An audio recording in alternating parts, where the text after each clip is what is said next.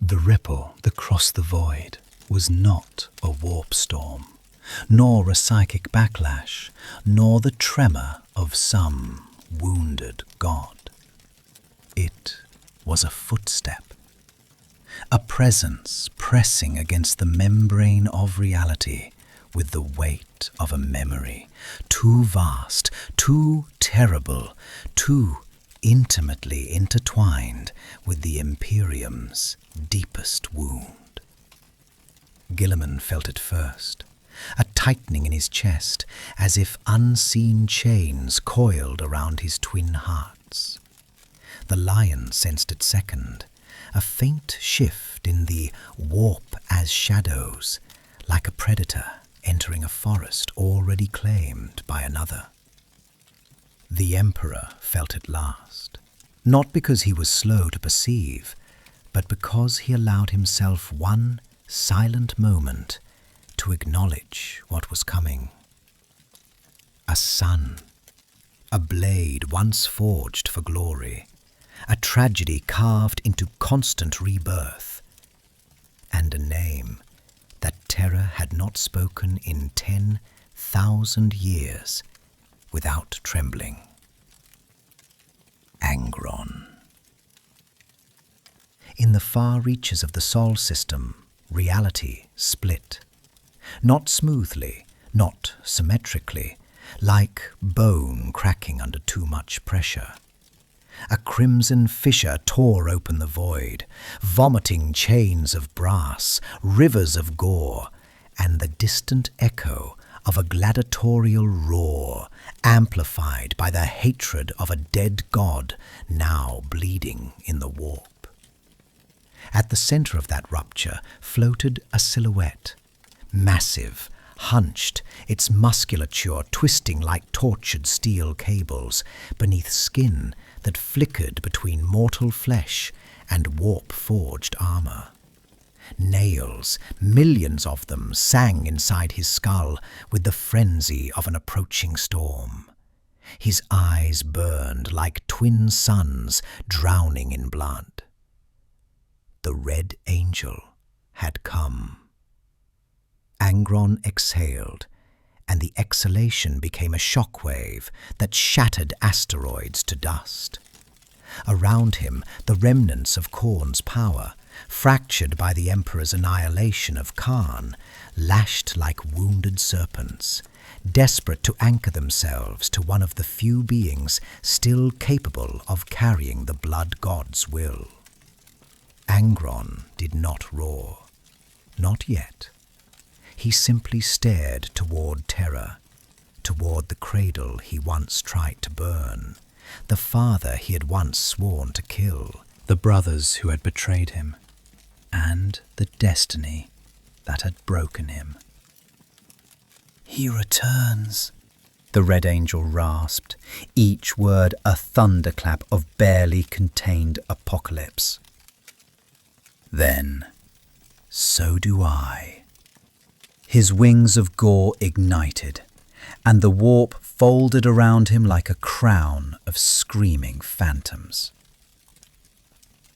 On Terra, the Emperor stood motionless, not frozen, not shocked, waiting. Guilliman felt his stomach sink. Angron won't come to parley.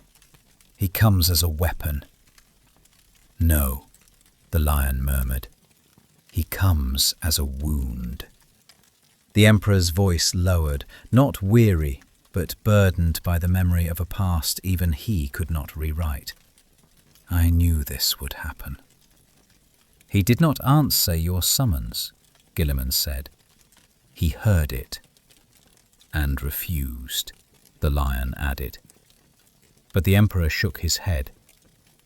Angron cannot refuse. The nails refuse for him. A silence followed, heavy, cold, merciless. Guilliman swallowed. Father, can he be saved? The Emperor closed his eyes.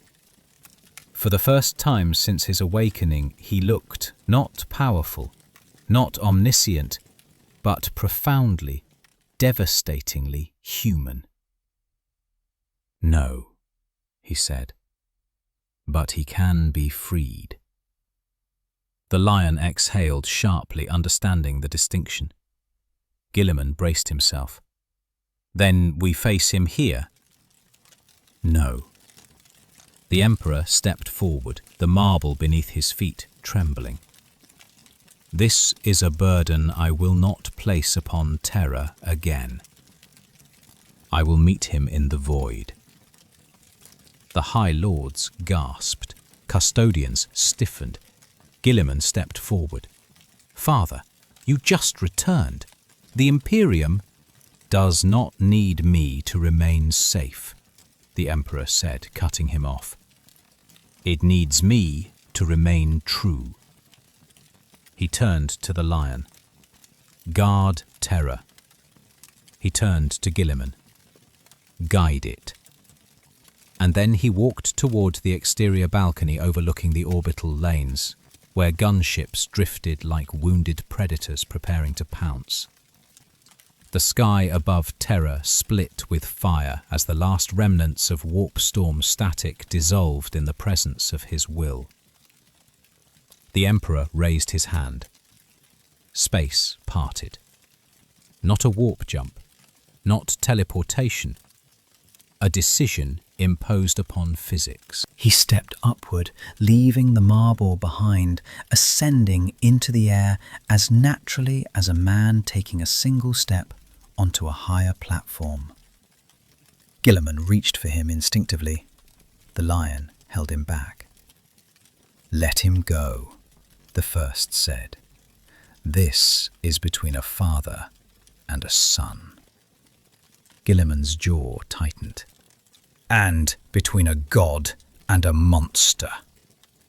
The lion shook his head. "Not anymore." In orbit above Terra, Angron arrived. Chains of brass flailed behind him, each link engraved with the names of mortals he had butchered across millennia. His wings spread wide, dripping molten gore across the void. Gore that boiled away in the cold vacuum, but left spectral trails that refused to fade. He glared at Terra, as though the planet itself had wronged him. "Father!" Angron roared, the sound tearing across comms, psychic channels, and the minds of every human in orbit. "Face me!" The Emperor appeared before him in a burst of absolute stillness, as if he had always been there, and the universe had merely remembered too late. Angron's wings halted mid-beat. His breath hitched. Hatred warred with something deeper, pain, ancient and barbed. The Emperor spoke. "My son." Angron screamed. His body convulsed, the nails howled, and war began. Angron struck first, an avalanche of muscle and rage, fists swinging with the kinetic force of an orbital bombardment. The Emperor did not block. He moved through the attack like water moving around stone, his form bending space in subtle corrections. Angron's blows sliced through empty vacuum, carving rifts in reality that bled warp fire.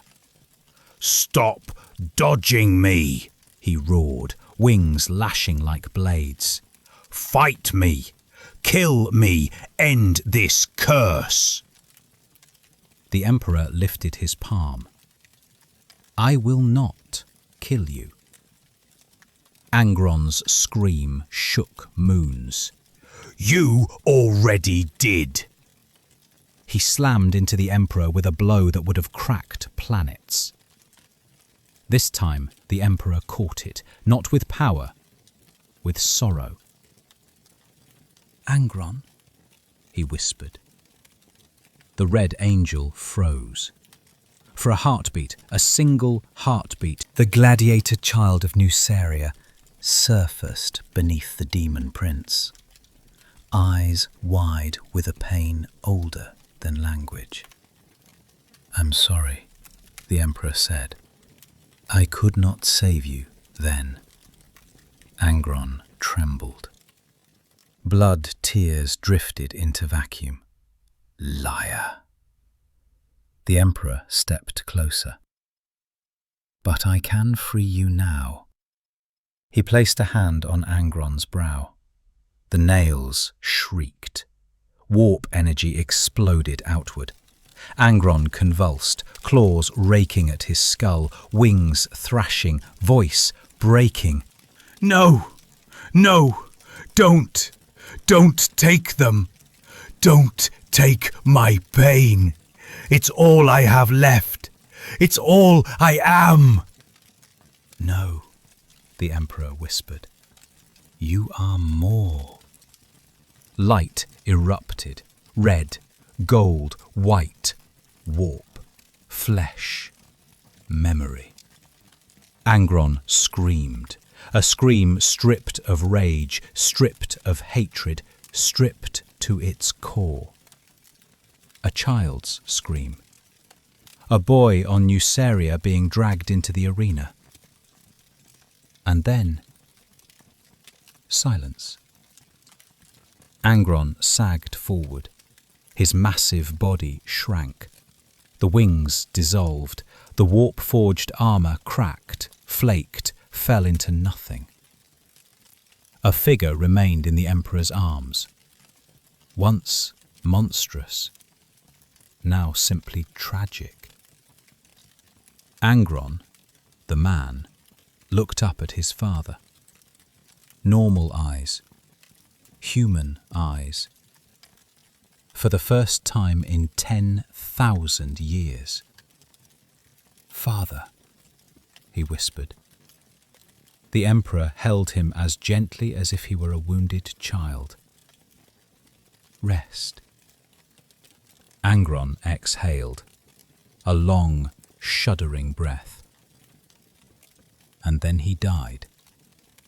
Not banished, not torn apart, not damned.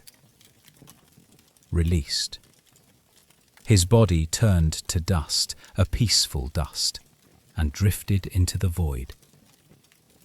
The Emperor closed his hand, catching a single fragment before it dispersed. A memory of what might have been. A son redeemed not by obedience, but by ending his suffering. And far below, on Terra, Guilliman whispered, voice cracking with awe and fear. What is he becoming? The lion answered without looking away from the sky. Something the galaxy has never seen. And above them, the Emperor turned toward the stars, toward enemies gathering, toward futures shifting, toward a destiny no longer chained to a throne. The Incarnate Era continued, and its next trial waited just beyond the light. The dust of Angron drifted into the void like a final exhalation of a life spent entirely in chains. For a moment, an impossible, fragile moment, the galaxy held its breath. Not out of fear, not out of awe, but out of recognition. A demon Primarch had died without damnation. A son had finally been given peace. Even the warp, wounded and trembling, recoiled in stunned silence as the Emperor closed his hand around the last particle of Angron's mortal essence. It glowed softly, like a coal still holding the memory of flame. The Emperor held it as one holds the final word of a fallen friend. Then he opened his fingers. The fragment dispersed, joining the cold glitter of the void, and the silence broke. On Terra, Alarms shrieked as astropaths collapsed in waves. Across the administratum spires, quills shattered in mid-air. The Mechanicus reported impossible fluctuations, a pulse of psychic force, but not warp-spawned, too clean, too ordered, too intentional. Guilliman staggered, gripping the edge of a shattered column as his breath caught in his throat. "Angron," he whispered. "Gone." The lion bowed his head slightly, not in mourning, but in acknowledgement of a battle that had ended with dignity rather than destruction. "Father freed him," the lion murmured. "No one else could have." Guilliman's throat tightened. "What does it mean, brother? For him to do that, for a being of chaos to be released from damnation entirely?" "It means," the lion said quietly, "that the rules have changed." And deep beneath Terra, in vaults where the constant hum of the golden throne once vibrated through the foundations, there was now only silence, not absence, room. For the first time in 10,000 years. Above Terra, the Emperor remained motionless in orbit, facing the void. His form was haloed not in radiant gold, but in the stark geometry of truth collapsing illusions around him. Where his presence touched real space, the warp peeled back like a film retreating from heat. He did not bask in the moment. He did not mourn outwardly. He simply breathed, and the galaxy trembled in response. Then he spoke. No voice, no air, just will. "You will not claim my sons again."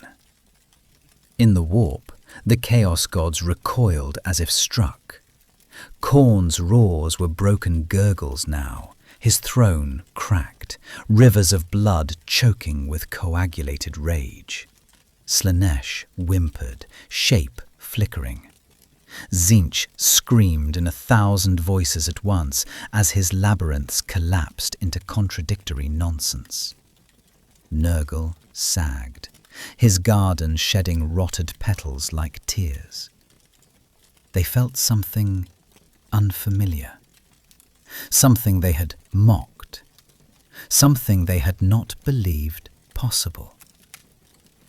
Loss, not of a pawn, not of a worshipper, but of ownership. The Emperor had severed a chain that they believed eternal, and the act terrified them. For if Angron could be freed from damnation, any of their servants could, any of their gods could. Tremors rippled through the Imperium, new fractures, new fears. The Emperor lowered his hand. "It begins," he whispered. The void above Terra stirred again, not with chaos, but with order. Gleaming hulls broke through the last tatters of warp static as reinforcements surged into the system. Battlefleet Solar, the Phalanx, Titan's strike cruisers, regiments and chapters from across the segmentum who had been racing toward Terra since the first psychic shockwave of the Emperor's awakening washed over the galaxy. But they slowed. Every ship, every pilot, every servitor, as they approached the sight unfolding across their augurs. The Emperor, alive and terrible, floating above the world he once led to the stars. For a moment, discipline faltered. Some whispered prayers, some cried, some simply stared, their minds unable to reconcile millennia of iconography with the living presence before them. The voxnet filled with static, choked by reverence and confusion. The Emperor turned toward them. His presence steadied every trembling heart. His will aligned every orbiting vessel with perfect precision. When he spoke, his voice filled every hull, every bridge, every soul. People of the Imperium, soldiers, builders, wanderers, leaders, children of a wounded dream. His tone carried neither divine command nor authoritarian steel, just truth. The age of endurance is over. The age of ascension begins. The phalanx drifted closer, its colossal bulk rotating into a position of silent salute. Titans across Terra bowed their armoured heads. Chapter serfs fell to their knees, but the Astartes, those who understood the weight of creation and carnage, stood tall, not defiant, not prideful, ready. Guilliman watched from the palace below as the Emperor began descending toward Terra once more, not as a distant figure, not as an unreachable god, but as a leader stepping into the heart of his people. He returns to us, Guilliman whispered, not to rule from a throne, to walk among us. The lion nodded. It was always meant to be this way. Guilliman looked at his brother. His voice broke with a mixture of wonder and sombre realization. The Imperium. Everything we built, everything we survived, everything we became in his absence. His knuckles whitened. It won't survive him. The lion shook his head. No. He looked toward the sky where the Emperor's form grew brighter as he descended. It will transcend him. Guilliman swallowed. That will terrify every leader alive. It will terrify every tyrant, the lion said, and free every human. Then, quieter, if we can keep pace with him. They both knew the truth. The Emperor's vision was no longer constrained by machinery or the desperation of a dying species. He saw humanity not as subjects, not as worshippers, but as peers in potential. A terrifying, impossible future. A future worthy of fear. A future worthy of hope. The Emperor touched down upon the highest platform of the palace, marble cracking beneath his feet. Guilliman, lion, custodians, and the High Lords gathered before him, not kneeling now, but standing, equal in duty, if not in strength. The Emperor swept his gaze across them. We will rebuild the Imperium, not as an empire of ashes and ritual, but as a civilization of reason, unity, and flesh. He paused, and for the first time, his expression softened. But I cannot do it alone. Guilliman bowed his head. Command me, Father. The lion laid a hand over his heart. Guide me. The Emperor nodded. Then hear my first decree. Terra fell silent. The galaxy seemed to lean closer. The Imperium will no longer be a tyranny of fear. A second of stunned quiet. It will be a covenant of purpose. Guilliman's breath caught. The lion closed his eyes. The High Lords trembled. To achieve this, the Emperor continued, the old Imperium must die. The chamber shook, not from force, but from the weight of the words. Guilliman whispered, "Then what replaces it?"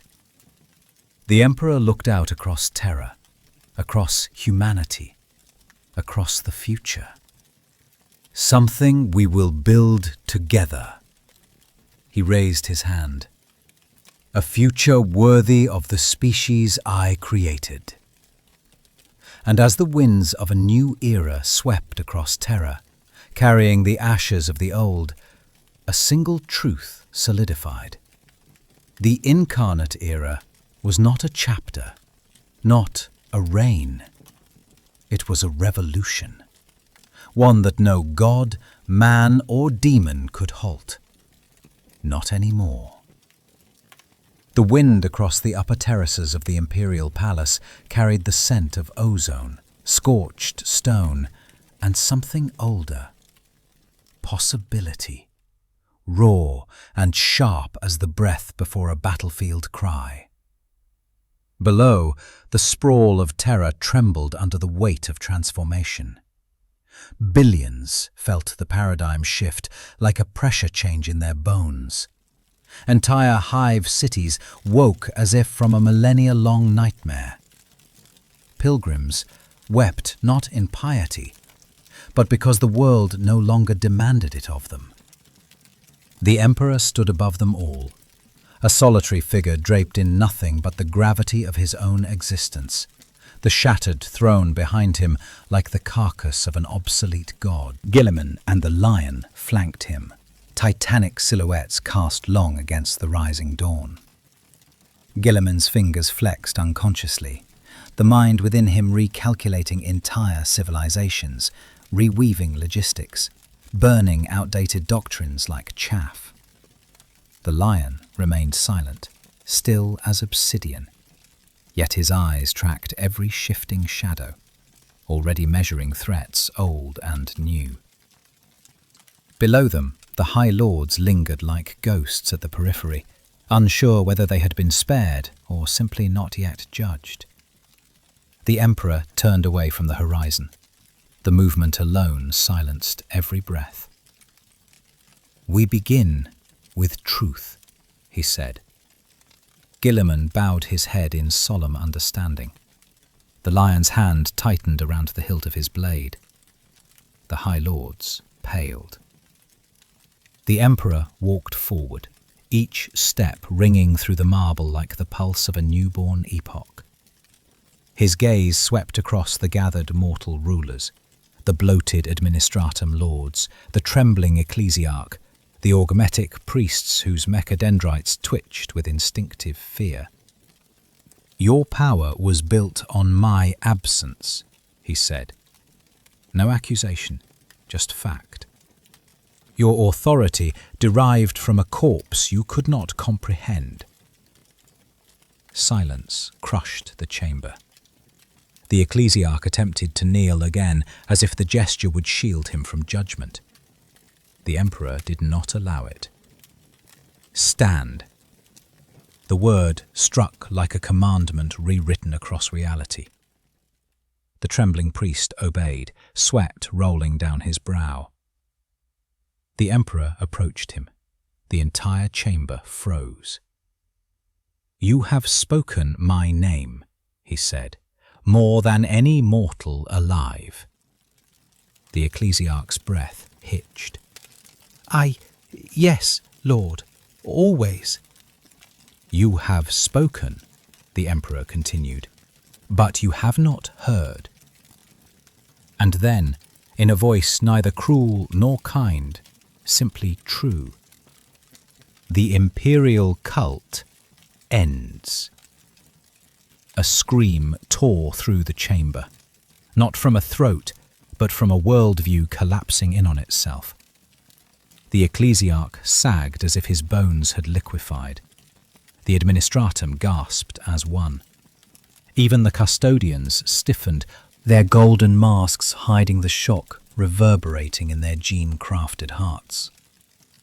Guilliman closed his eyes. He had expected this. He had feared this. He accepted it. The lion simply nodded. A necessary amputation. The Emperor raised his hand. The sigils on the walls flickered.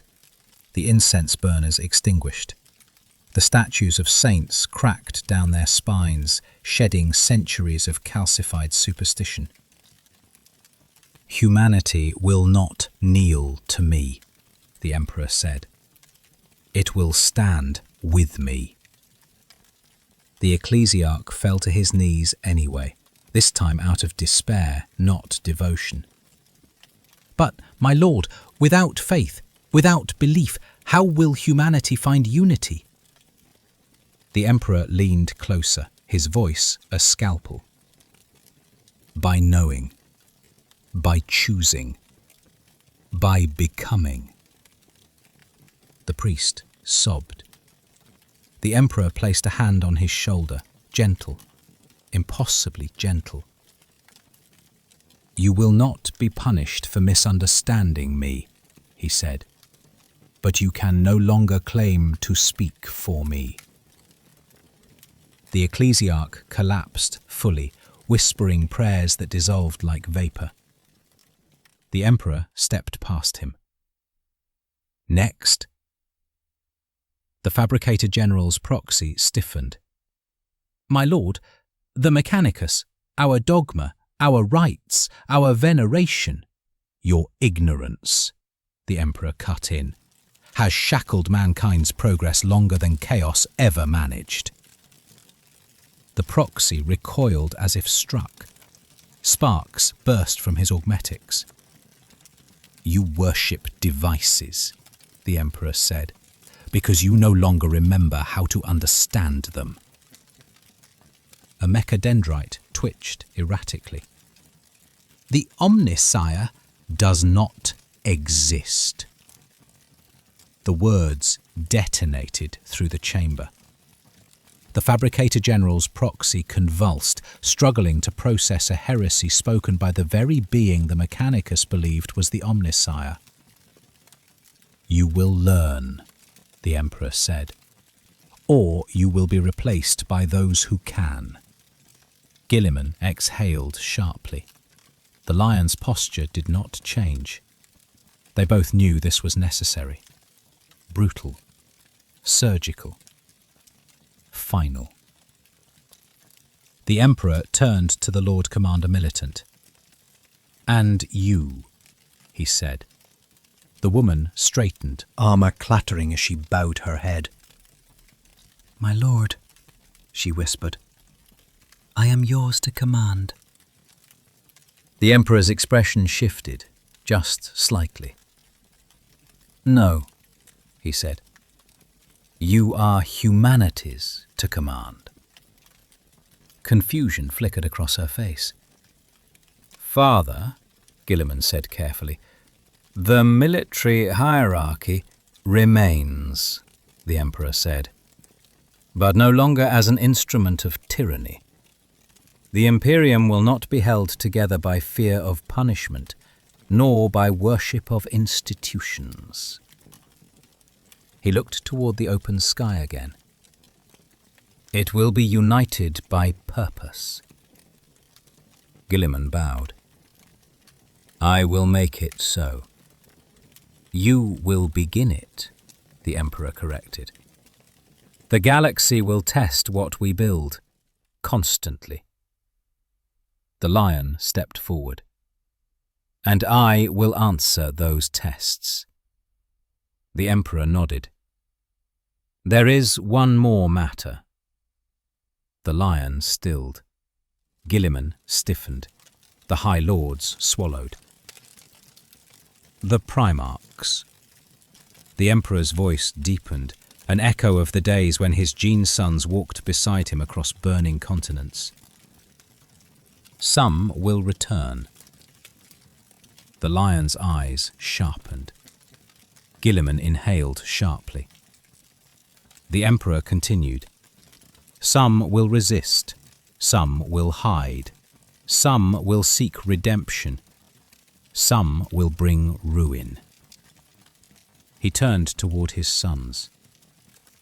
And when they do, you will not face them alone. The air thickened. A presence brushed the edges of perception, faint, distant, but unmistakable. A Primarch, not yet here, but moving, returning. The Emperor closed his eyes briefly. The galaxy shifts, the warp recoils, the old Imperium crumbles, and humanity awakens. He turned toward the High Lords again. This is my second decree. They braced as if expecting annihilation. Every world will receive a new directive. His voice was iron cast into law. Prepare for enlightenment. Guilliman blinked. Enlightenment? Knowledge, reform, reclamation, evolution. The Emperor stepped into the center of the chamber. The age of ignorance is over. The age of humanity begins. The marble cracked under his feet. The wind howled through the shattered throne hall, as if carrying the first breath of a newborn cosmos. The Incarnate Era advanced another unstoppable step.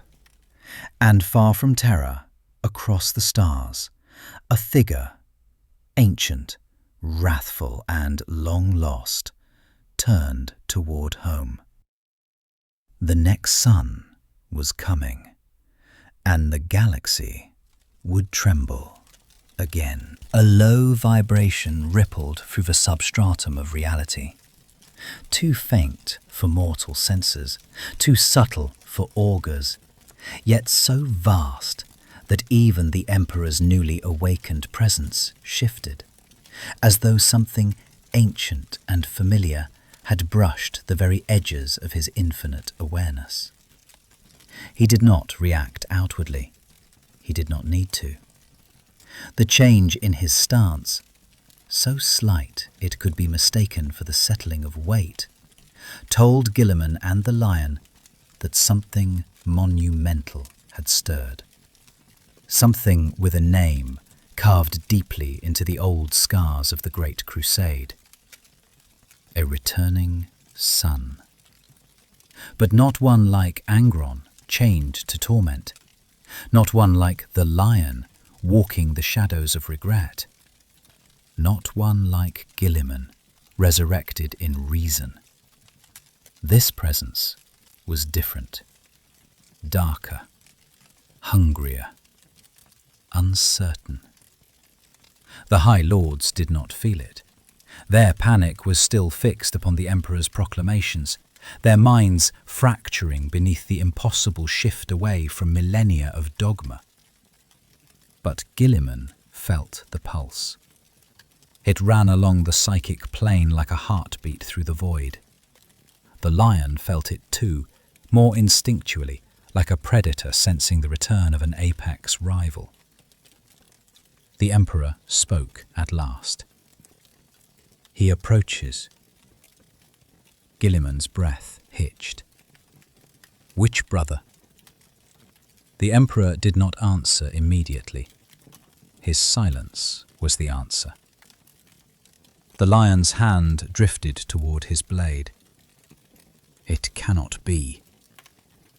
Guilliman's mind filled with dread sharper than any battlefield fear. Conrad Kurz? No. The Emperor's gaze remained fixed upon an unseen horizon. Kurz is gone.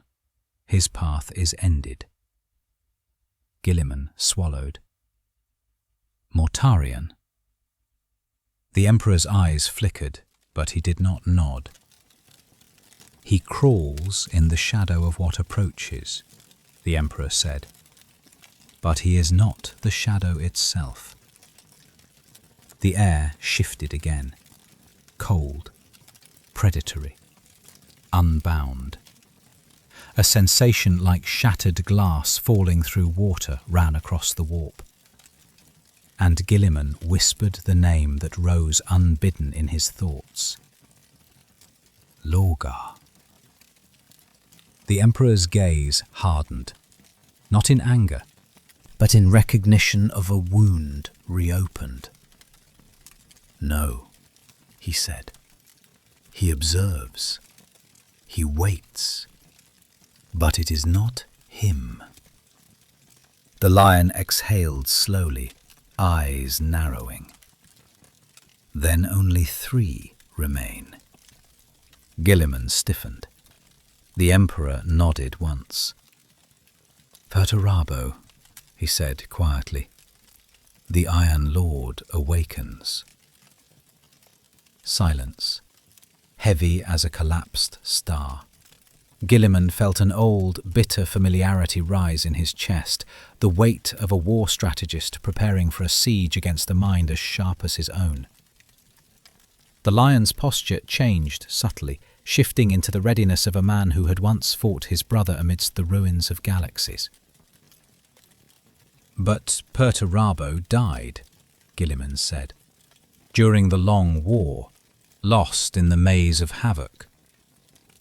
He did, the Emperor answered, but death is no barrier to those who refuse to be forgotten.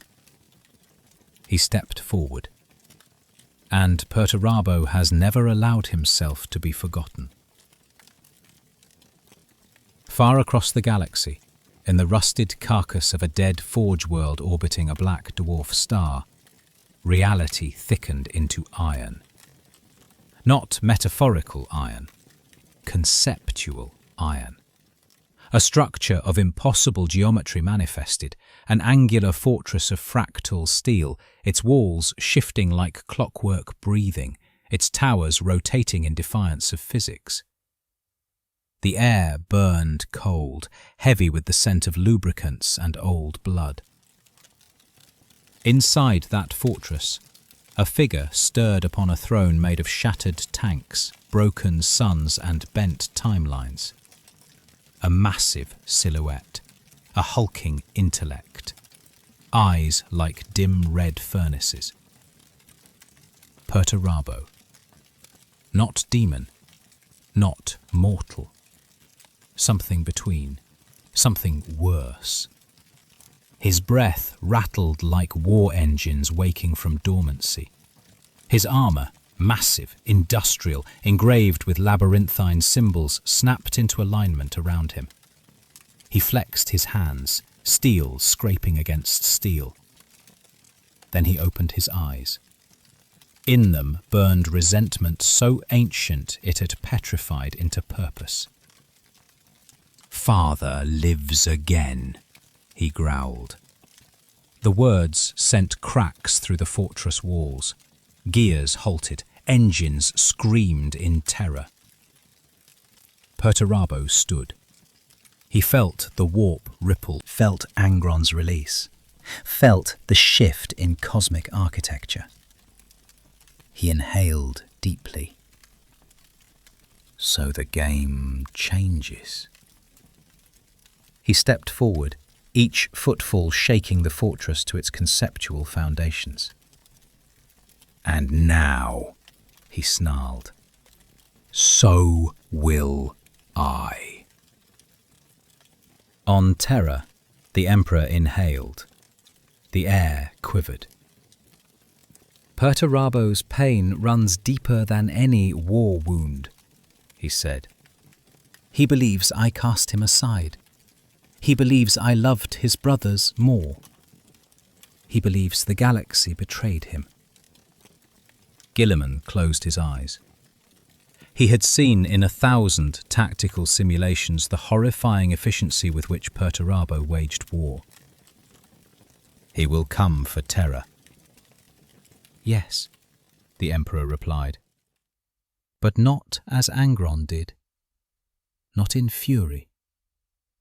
The lion nodded grimly. "No, Perturabo does nothing without calculation. He will not attack what he cannot break. He will dismantle us first, piece by piece. Guilliman turned toward the hololithic map, mind racing. He could weaponize entire star systems, use black worlds as trebuchets, collapse warp tides into real space corridors. He will do more than that, the Emperor said. He will attempt to unmake the foundations of the Imperium itself. Guilliman stiffened. By attacking its infrastructure. The Lion added, by destabilizing its logic. By exploiting its wounds, the Emperor said. By turning its strengths into weaknesses. And us, Guilliman whispered. His brothers. The Emperor's gaze softened, painfully. He does not hate you. A pause.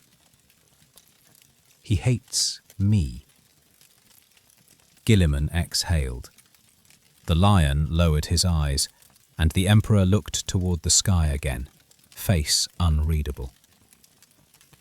He comes not as a monster, nor as a slave of chaos, he murmured.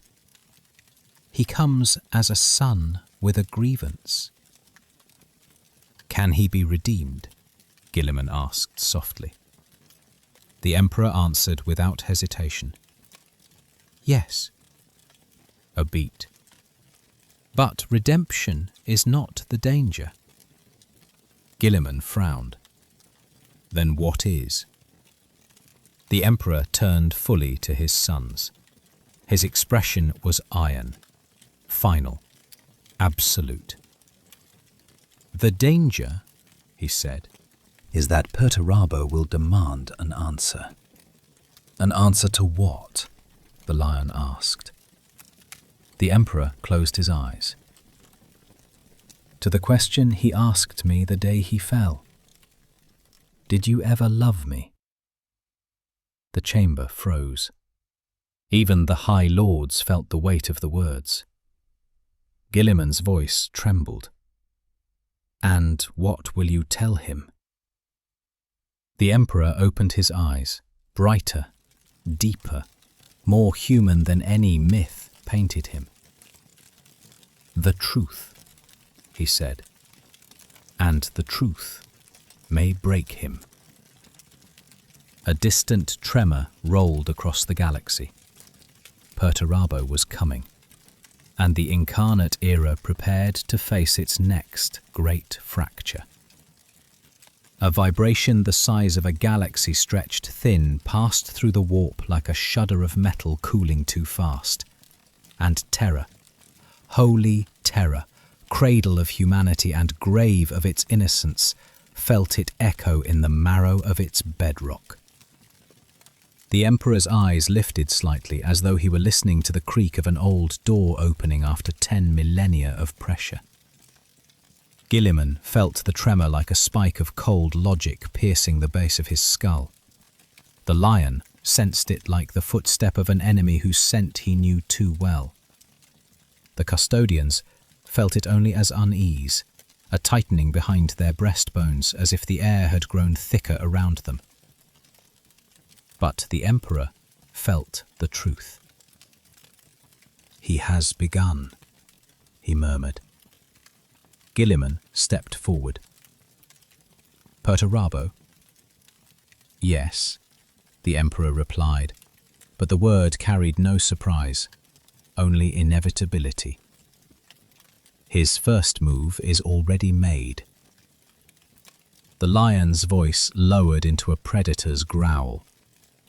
Where? The Emperor's gaze drifted past the marble, past the palace, past the sky. On the edge of Segmentum Pacificus. Guilliman felt his heart's twist. Olympia? No, the Emperor said softly. Something older. Then he raised his hand. The hololithic map flickered, steadied, and expanded. Sol, the segmenti, the great rift still bleeding weakly like a wound, healing but tender. Then the projection focused on a region of starfields collapsing inward, lines of gravity folding like pages in a ruined book. A shape formed, vast, geometric, hideously precise. A sphere, a shell, a lattice, a prison. Guilliman's breath froze. No. The lion's jaw clenched, teeth grinding like ancient stone. Impossible. The High Lords gasped without understanding. The Emperor spoke. He is rebuilding the iron cage. Guilliman staggered. Even the custodians flinched. The iron cage, Perturabo's masterpiece of cruelty, logic and hatred. A labyrinth of killing corridors, automated bunkers, implausible topologies and reality-warping fortifications designed not to defeat an army, but to erase hope. The training ground of the Iron Warriors, the grave of the Imperial fists, the darkest mark ever carved into the ledger of brotherhood. He is reconstructing it, the Emperor said, not around a fortress. His gaze darkened. But around a star system. Guilliman choked on a breath. Father, if he weaponizes a gravity well cage at that scale, he will collapse the warp tides, the lion said grimly. He'll create corridors of absolute predictability. Guilliman's mind raced. Meaning every Imperial supply route, every astropathic conduit, every strategic projection we have will be mapped, monitored, and controlled by him. He could shut down the Imperium without firing a shot. The lion added, voice low, or concentrate its flow into choke points he chooses. The Emperor nodded. He intends to siege the Imperium itself. Guilliman swallowed. Not through conquest. Through inevitability, the Emperor whispered. Through logic sharpened into punishment. Voices rose among the High Lords. Panic, disbelief, incoherent protests about impossibility and scale and sacred borders. The Emperor silenced them with a glance that stripped noise from the air. This is not a war of armies, he said. It is a war of resentment. Guilliman steadied himself.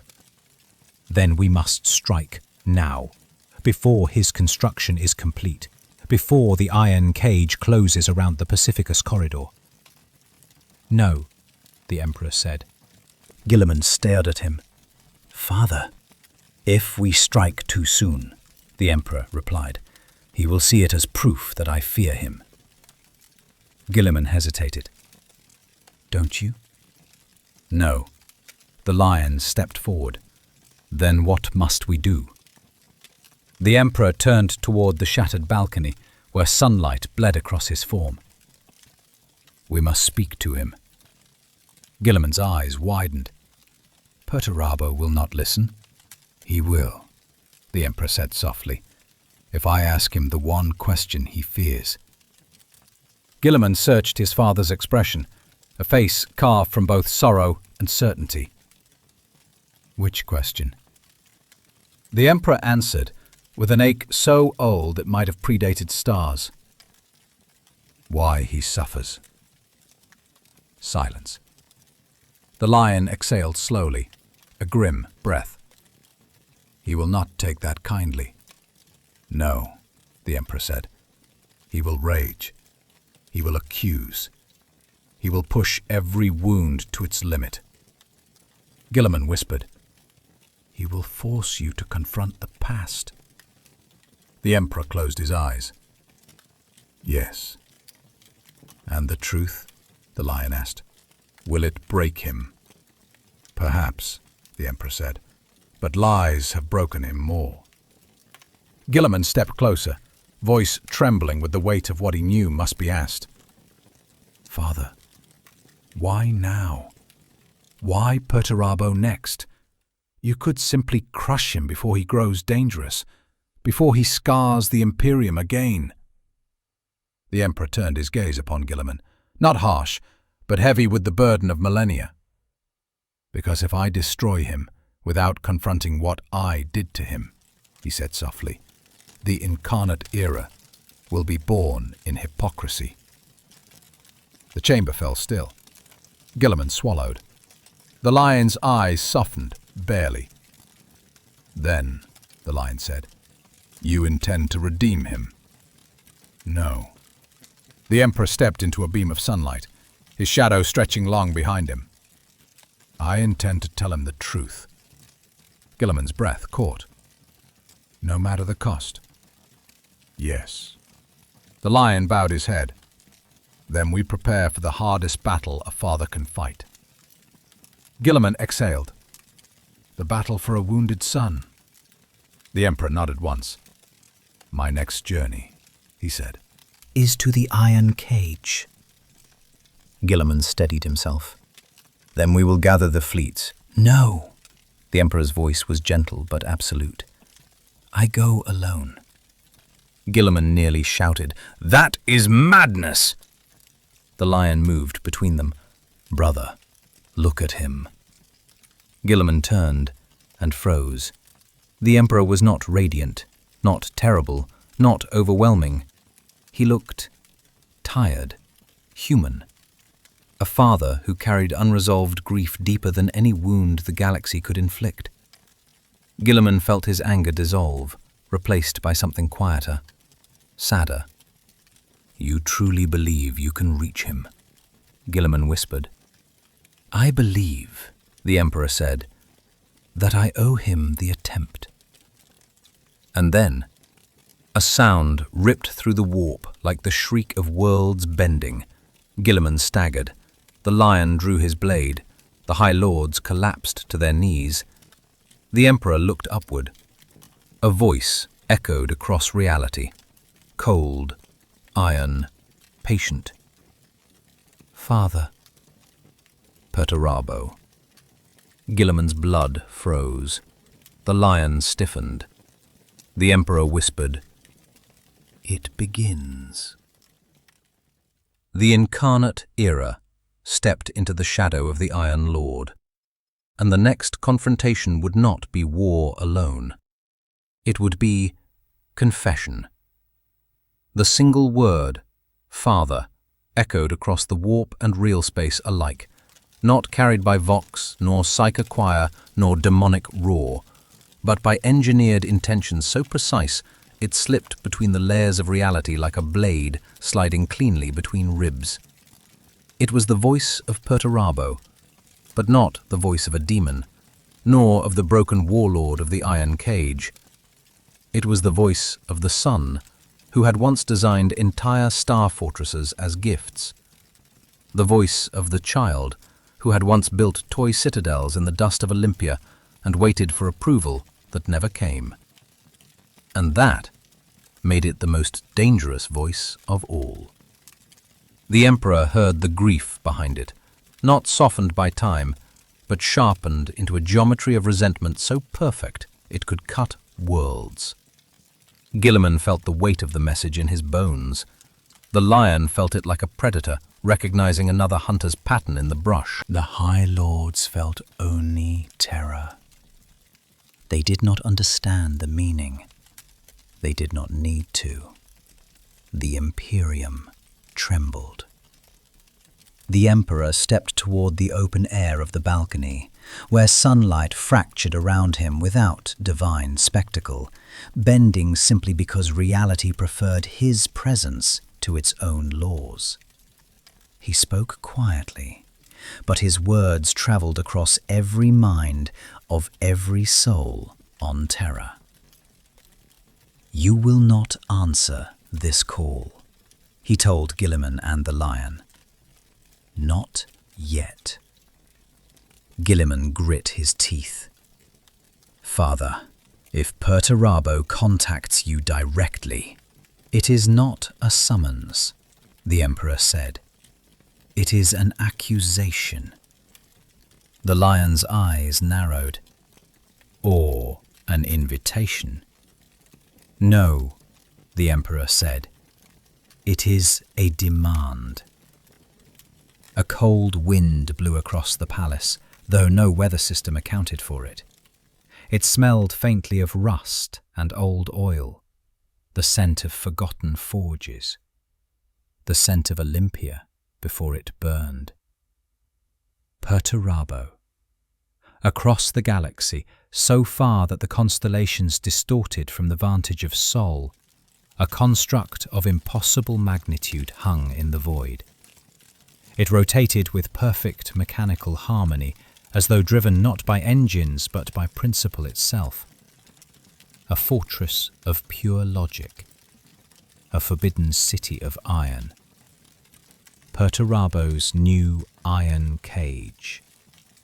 Inside its labyrinthine core, the Primarch of the Iron Warriors paced across a bridge suspended over a churning abyss of gravitational lenses. Celestial bodies whipped below him, fragmented moons, crushed asteroids, compacted worlds, being systematically processed into new raw material for the cage's expansion. Servitors adorned with baroque iron plating crawled across the walls like mechanized insects, rivet guns hissing, welding arms sparking. Demon engines prowled the perimeter like wolves on a chain, though none growled at their master's approach. Even the warp-touched machines feared him. Perturabo stopped before a massive holographic projection of the Sol system. A flaw appeared, a flicker in the projection, where terror pulsed like a defiant heartbeat. Perturabo sneered. He leaves his throne, he muttered. He tears apart 10,000 years of structure and calls it salvation. His fingers clenched reflexively, crushing a steel railing into powder. He breaks his own Imperium, he continued, and expects us to kneel to the pieces. A voice slivered from the shadows, mechanical, rasping, full of warped devotion. Lord Perturabo, shall we begin the collapse of Pacificus? The calculations are ready. The star furnaces burn bright. Perturabo did not turn. No. The servitor demon flinched. But, my lord. Perturabo growled, and the sound alone caused the demon machine to glitch and fall silent. He wants war, Perturabo said. He expects war. His eyes narrowed. Instead, I want him. He stepped closer to the projection of terror. One truth, Perturabo whispered, must be answered before anything else. His voice lowered to a blade's edge. Did you ever love me? And across the stars, the Emperor felt the question pierce directly into his mind. Not hostile, not pleading, but honed with infinite precision. The Emperor did not flinch. He stepped to the edge of the balcony. The wind tore at his hair. Sunlight cracked around him in refracted halos. Guilliman approached cautiously. You feel him, don't you? Guilliman asked, voice taut. Yes. He's baiting you. No. Guilliman frowned. Then what is he doing? Reaching, the Emperor said softly. The lion looked up sharply. Reaching?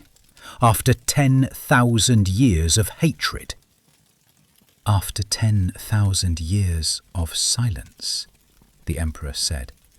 Those are not the same thing. Guilliman strode closer, tension knotting his posture. Father, if you seek him, if you go to him alone, he may kill you. The Emperor turned slightly. He cannot. The lion's eyes narrowed. You sound certain. I am not certain of the outcome, the Emperor replied calmly. Only of the necessity. Guilliman tried again. We should accompany you. We can hold the line while you speak to him. This is not a battle, the Emperor said. It is a reckoning. And if he refuses it? The lion asked. The Emperor closed his eyes briefly. Then I will know I failed him. Guilliman felt the words like a blow. Not because they were heavy, he was accustomed to bearing the galaxy's weight, but because they were vulnerable. Human. This was not a god speaking. This was a father preparing to face the son he wounded most deeply. The lion stepped beside Guilliman. If Perturabo falls to rage, the lion murmured, you may be forced to kill him, the Emperor finished. No. Then what? Guilliman asked. End the war inside him, the Emperor said. And if you cannot? The Emperor looked skyward. Then I will end the war between us. The warp rippled like molten iron quenching in ice. The Emperor stepped off the balcony. He did not jump. He walked upward. Reality parted around him like curtains drawn aside, and he vanished into the thin membrane between this world and the next. The sky healed behind him. Guilliman exhaled shakily, dread shivering through his armoured frame. We must prepare the Imperium. If this goes wrong... It will, the lion murmured. Guilliman turned. What? The lion's face was carved from grave certainty. It will go wrong. Perturabo does not surrender pain. He clutches it. Guilliman swallowed. Then why let him go alone? The lion looked at the space where his father had stood. Because sometimes, he said, the only battlefield where fathers and sons can meet is the one that kills them both. The Emperor appeared in the void, not with light, not with sound, with presence. And before him stretched the impossible edifice of Perturabo's iron cage. A fortress built not of hatred, but of grief engineered into perfection. Perturabo waited at its heart. He saw the Emperor, and something inside him cracked. Not visibly, not audibly, but undeniably. Father, Perturabo said. The Emperor landed upon the metal with a sound like the settling of a star. Perturabo. They stood across from each other, alone. A father and a son. A creator and a wound. A truth and a grievance 10,000 years old. Perturabo's fists curled. Tell me, he whispered, voice rough with a fury he could no longer contain. Before anything else, before this war becomes what we both know it must, his voice trembled. Tell me the truth. The Emperor said nothing, because he knew the next sentence would decide the fate of the Incarnate Era. The Emperor looked upon Perturabo the way a man looks upon a wound he inflicted but never tended. A chasm carved by pride and necessity and the cruel arithmetic of war. The Iron Lord stood embedded within his citadel of impossible geometry, framed by girders that twisted like fossilized hatred, by engines humming with resentment older than the rift itself. Between them stretched a gulf wider than the void, 10,000 years of silence, suspicion and unspoken agony. Perturabo's eyes, dim furnaces smouldering under iron brows, bored into the Emperor with all the ferocity of a son betrayed by the very thing he once gloried in. "Tell me," he whispered again, the words vibrating through the cage like tectonic plates grinding. "Tell me the truth. Not command, not protocol, not strategy."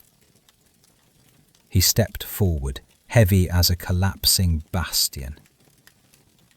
"Did you ever love me?"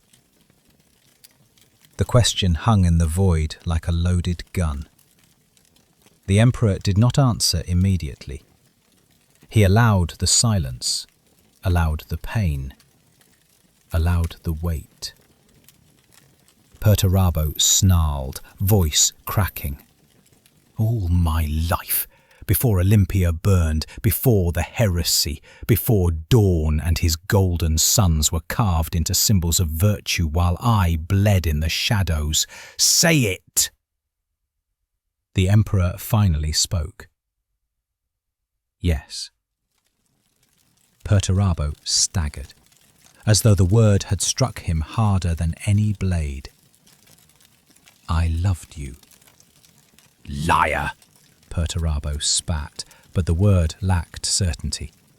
"You loved your perfect children, your radiant generals, your loyal exemplars, Guilliman, Dawn, Vulcan." His voice deepened to a growl. "Not me."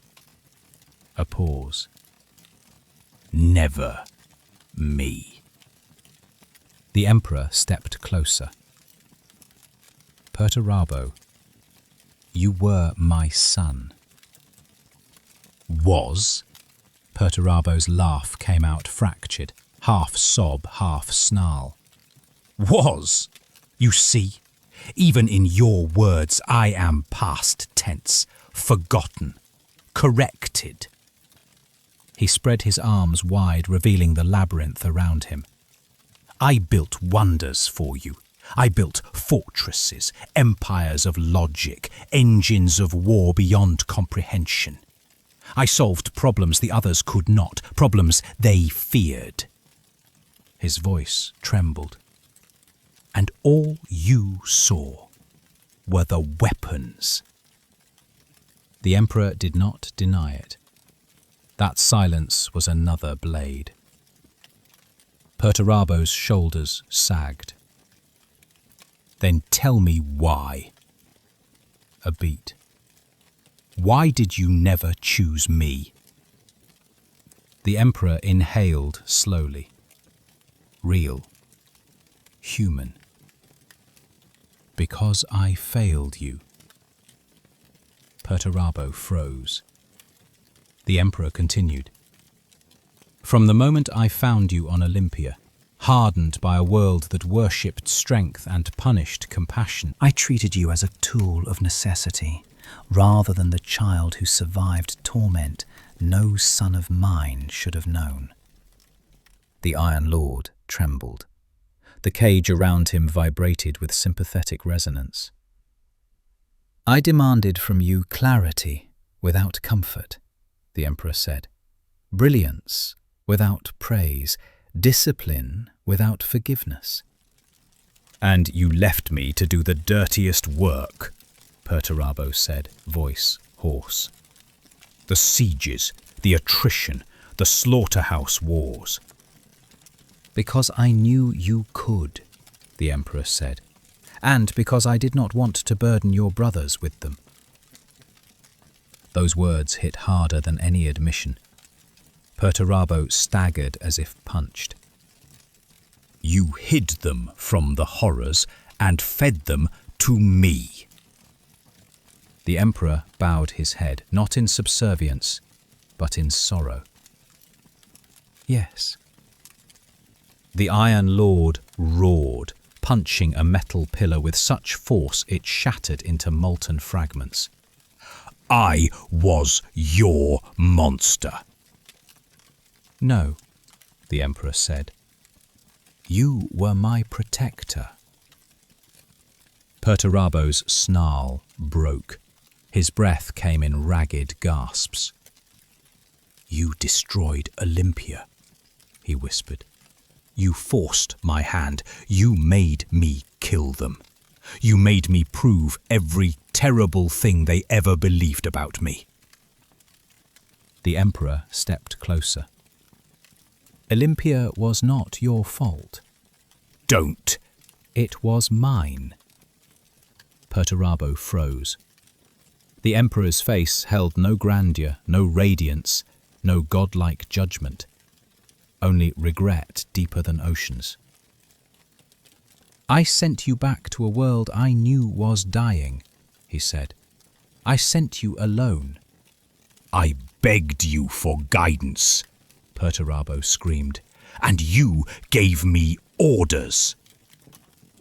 Because I was afraid, the Emperor said softly. Afraid that if I comforted you, I would never stop. That if I acknowledged your pain, I would see too clearly how much I had demanded of you. That I would weaken. That I would fail the Imperium. A long silence. And in protecting the Imperium, the Emperor whispered, I failed you. Perturabo fell silent. Not defeated, not soothed, simply disarmed. The cage around them dimmed as if the fortress itself were listening. Why tell me this now? Perturabo asked at last, voice small and broken in ways no one had ever heard. The Emperor reached out, not with power, not with command, just a hand. Because a new era cannot be built on the lies of the old. Perturabo stared at the offered hand. His massive form trembled, his breath shuddered, his eyes burned. You say you loved me, he whispered. But do you love me now? The Emperor did not hesitate. Yes. Perturabo flinched as if struck. Tears, blood-tinged, iron-scented, gathered at the edges of his eyes. Then why do I still feel like a weapon? The Emperor answered with a truth so sharp it cut the void open. Because you never forgave yourself. Perturabo's knees buckled.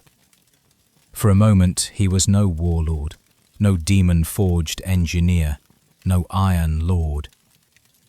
He was a child on Olympus Mons, building his perfect little citadels. And waiting for a father who never came.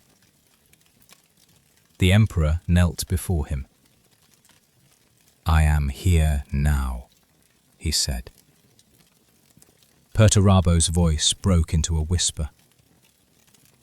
What do you want from me? Nothing, the Emperor said. I only want you to stop hurting. Perturabo collapsed, not in surrender, but in release, a dam bursting after 10,000 years. The Emperor caught him, not as a general catches a soldier, but as a father catches a son. The iron cage trembled, not in collapse, not in anger, in relief. And in the silence that followed, a new possibility took shape. Perturabo whispered, What happens now? The Emperor closed his eyes. Now, my son, you come home. For the first time since the heresy, Perturabo wept openly, unguardedly, and the cry of the Iron Lord echoed across the galaxy not as a threat, but as a long-delayed redemption. The Incarnate Era shifted once more. and the next sun stirred in the shadows. The moment Perturabo's weight settled into the Emperor's embrace, something vast and ancient shifted, not in the warp, not in real space, but in the deep architecture of the Imperium's collective soul. The iron cage, his masterpiece of resentment, creaked like a dying colossus. Plates buckled, tension bled from its seams. Thousands of servitor rights paused mid-motion, their mechanical hearts stumbling as their master's intent faltered for the first time in 10,000 years. Red warning sigils flickered across kilometre-wide gantries. The logic engines powering the cage's superstructure choked on paradox.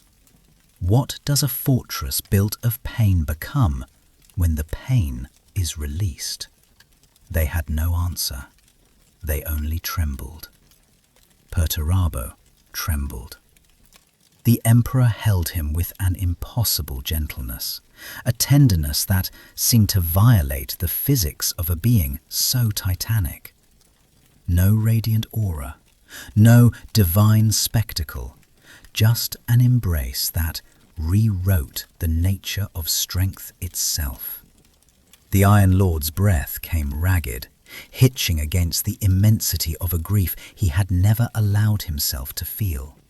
His massive frame shook, metal and flesh quivering with the aftershocks of a lifetime compressed into a single instant of truth. At last, Perturabo pushed himself upright, not rejecting the touch, but bracing under its weight. His voice emerged as a low, uneven rasp. Home. He stared at the Emperor, as though the word itself were a wound. Does such a place still exist for me? The Emperor rose with him, gaze steady, voice soft. Home is not a place. A pause. It is the moment you stop running from who you are. Perturabo swallowed, audibly, painfully. The sound echoed like a hammer striking an anvil. I don't know who I am anymore. Then we will find out, the Emperor said. Together. That word, together, hit Perturabo harder than any artillery. His eyes flinched away. And if the galaxy rejects me? It will, the Emperor answered honestly. Perturabo's brows knitted. Then why? Because you are not here to be accepted, the Emperor said. You are here to be healed. The iron cage shuddered, a metallic groan rolling across millions of tons of impossible architecture. Perturabo turned toward it, expression shifting from vulnerability to a kind of haunted responsibility. They will think I defect, he said. Mortarion, Magnus, Fulgrim. His voice darkened. Horus ascended, if any echo of him remains. They will know, the Emperor replied, that I reclaimed you. Perturabo stared ahead, eyes dim but clearer than they had been since the burning of Olympia. And they will come for me. Yes, the Emperor said, but they will face me. Silence thickened. Perturabo's voice cracked again, lower, more fragile. Father, I do not know how to be anything but a weapon. Then you will learn, the Emperor said. You were never meant to be one. Perturabo's breath hitched at that. A single tear, heavy as molten iron, slid down his cheek. And then his voice, barely audible. I want to go home. The Emperor placed a hand on his shoulder. Then come. But Perturabo did not move. His gaze drifted across the fortress, the labyrinthine brilliance he had built to house his agony. "If I leave," he whispered, "the cage must fall." "Yes. And if I don't leave, the Imperium will." "Yes." Perturabo closed his eyes. For the span of a heartbeat he looked younger, like the child who once built citadels of marble dust for the father he hoped would return. Then he spoke with a quiet conviction that trembled but did not break. "Then destroy it." The Emperor nodded. "As its master commands." Perturabo's jaw tightened. "As its victim forgives." The Emperor raised his hand. Reality tensed. The iron cage, this continent-sized testament to suffering, shook from its conceptual foundations to its outer armour. The logic engines screamed in a dozen machine languages. Servitors froze mid-motion. Demon engines wailed as though flayed. And then, with a sound like the sigh of a dying universe, the iron cage began to collapse. Not explode, not shatter. Collapse. Fold inward. Walls liquefied. Girders curled like dying serpents. Geometries broke into their primal angles. Black holes opened like pupils dilating in fear, swallowing fortifications whole. Perturabo watched, breath shivering, expression torn between mourning and release. "I built this place from the worst in me," he murmured. "It deserves this end." The Emperor placed a hand over his. "And now you will build from the best." Perturabo turned his face away, but not in shame, in hope too delicate to face directly. When the last fragment of the iron cage collapsed into a singularity and blinked out of existence, an immense silence fell. Perturabo exhaled. Long, like a man breathing freely for the first time in a lifetime measured in epochs. "Now what?"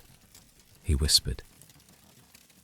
"Now," the Emperor said, "we return to Terra." Perturabo trembled. "Will my brothers accept me?" The Emperor's voice lowered. "One will defend you. One will doubt you. One will fear you. The rest will decide by your actions." "And you?" Perturabo asked. The Emperor looked at him, fully, deeply. "I will stand beside you." Perturabo bowed his head. "Then I will try." The Emperor smiled, not radiant, not divine, just a father's weary, precious smile. "That is all I ask." Light surrounded them. Not warp light, not divine light, real light, the kind only truth can produce. In that glow they vanished from the ruin of the cage. The void quieted. The stars trembled. The warp shifted uneasily. And on Terra, Guilliman froze mid-sentence. The lion drew a breath as sharp as a blade. Custodians halted. Astropaths collapsed. As a presence, two presences touched the edge of the solar system. The Emperor and Perturabo. Guilliman whispered, He did it." The lion's expression did not change, but his eyes softened. "He brought him home." The sky above Terra cracked into radiant thunder. The Incarnate Era advanced. And across the galaxy, another Primarch stirred, watching, calculating, preparing. The next shadow bent toward the light.